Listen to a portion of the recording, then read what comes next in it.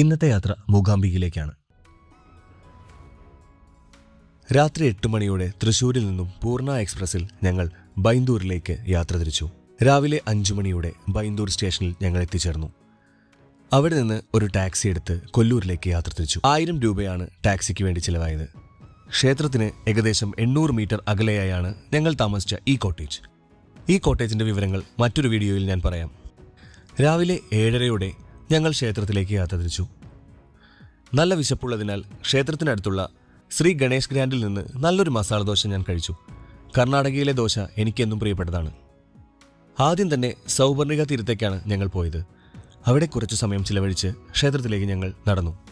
എൻ്റെ അമ്മയുടെ വളരെ കാലത്തെ ആഗ്രഹമായിരുന്നു മൂകാംബിക യാത്ര. ദേവി വിളിക്കുമ്പോഴാണ് ഭക്തർക്ക് മൂകാംബിക ദേവി ദർശനം സാധ്യമാകുന്നത് എന്നാണ് അമ്മ പറയാറ്.